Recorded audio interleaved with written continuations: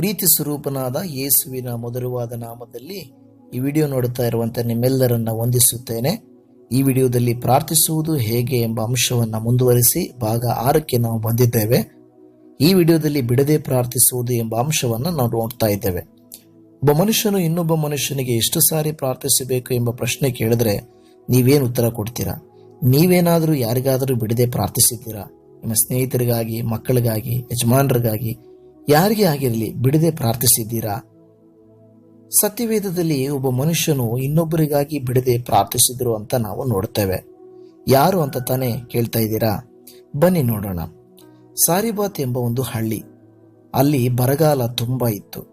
ಆ ಊರಿನಲ್ಲಿ ಒಬ್ಬ ವಿಧವೆ ವಾಸ ಮಾಡ್ತಾ ಇದ್ದಳು. ಆಕೆಗೆ ಒಬ್ಬ ಮಗನಿದ್ದ. ಆದರೆ ಆಕೆಯ ಮಗನು ದಿಢೀರನೆ ರೋಗದಿಂದ ಮರಣಿಸಿದನು.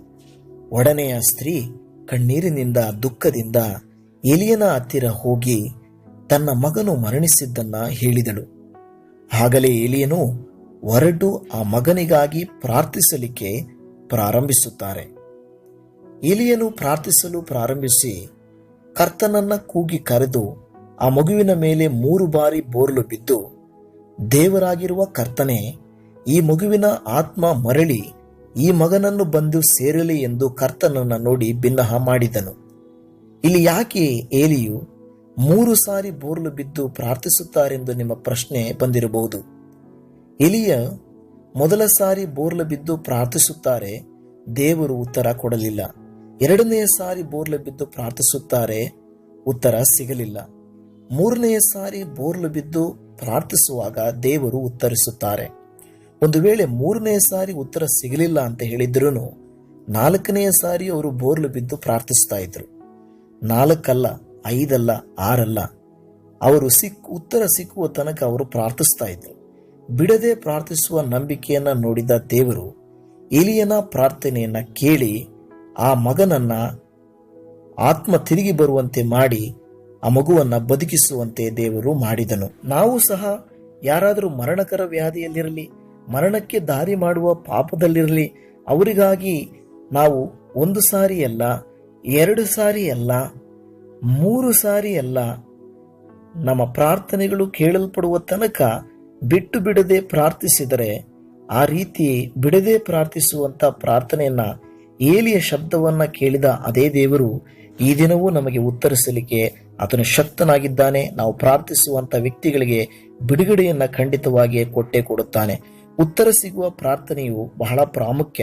ಪ್ರಾರ್ಥನೆಗೆ ಅಸಾಧ್ಯವಾದ ಕ್ರಿಯೆ ಯಾವುದೂ ಇಲ್ಲ. ಭಕ್ತಿ, ನಂಬಿಕೆ, ನಿರಂತರವಾದ ಪ್ರಾರ್ಥನೆ ಬಹಳ ಪ್ರಾಮುಖ್ಯ.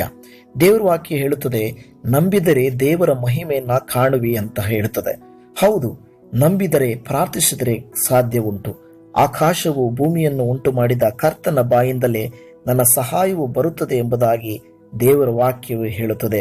ಉತ್ತರ ಕೊಡುವಂತ ದೇವರು ಸರ್ವಶಕ್ತನು. ಆತನು ಸದಾ ಸಿದ್ಧವಾಗಿದ್ದಾನೆ. ನಾವು ಸಿದ್ಧವಾಗಿರಬೇಕು. ನಾವು ಬೇಡುವುದಕ್ಕಿಂತಲೂ ಯೋಚಿಸುವುದಕ್ಕಿಂತಲೂ ಅತ್ಯಧಿಕವಾದ ಕಾರ್ಯಗಳನ್ನ ಮಾಡುತ್ತಾನೆ. ಸಂಪತ್ತುಳ್ಳ ಯಾವನಾದರೂ ಕೊರತೆಯಲ್ಲಿ ಬಿದ್ದಿರುವ ತನ್ನ ಸಹೋದರನ ನೋಡಿ ಕರುಣಿಸದೆ ಬಿಟ್ಟರೆ ದೇವರ ಪ್ರೀತಿಯು ಅವನಲ್ಲಿ ಇಲ್ಲ ಅಂತ ಹೇಳುತ್ತದೆ. ಕೊರತೆಯಲ್ಲಿ ಇರುವಂತವರಿಗಾಗಿ ಏಲಿಯನ ಹಾಗೆ ನಾವು ನಿರಂತರವಾಗಿ ಪ್ರಾರ್ಥಿಸಬೇಕು. ಕ್ರಿಸ್ತ ಯೇಸುವಿನಲ್ಲಿದ್ದ ಮನಸ್ಸು ನಮ್ಮಲ್ಲಿಯೂ ಇರಬೇಕು. ಯಾಕೆಂದ್ರೆ ಯೇಸು ಕ್ರಿಸ್ತನು ಅನ್ಯರಿಗಾಗಿ, ಬೇರೆಯವರಿಗಾಗಿಯೂ ಸಹ ಪ್ರಾರ್ಥಿಸಿದನು. ನಾವು ಸಹ ನಿರಂತರವಾಗಿ ಒಬ್ಬ ವ್ಯಕ್ತಿಗಾಗಿ, ಒಂದು ವಿಷಯಕ್ಕಾಗಿ ಎಡಬಿಡದೆ ಪ್ರಾರ್ಥಿಸಿದರೆ ದೇವರು ಉತ್ತರಿಸುತ್ತಾನೆ. ದೇವರು ನಿಮ್ಮನ್ನ ಈ ವಿಡಿಯೋ ಮುಖಾಂತರವಾಗ ಅನುಗ್ರಹಿಸಲಿ. ಆಮೇನ್. ಕರ್ತನಲ್ಲಿ ಪ್ರಿಯರೇ, ಈ ವಿಡಿಯೋವನ್ನು ಕೊನೆಯವರೆಗೂ ನೋಡಿದ್ದಕ್ಕಾಗಿ ನಿಮಗೆ ಧನ್ಯವಾದ ತಿಳಿಸುತ್ತೇನೆ. ದಯಮಾಡಿ ನನ್ನ ಚಾನೆಲ್ಗೆ ಸಬ್ಸ್ಕ್ರೈಬ್ ಮಾಡಿ ಮತ್ತು ಕರಗಂಟೆಯನ್ನು ಒತ್ತಿರಿ.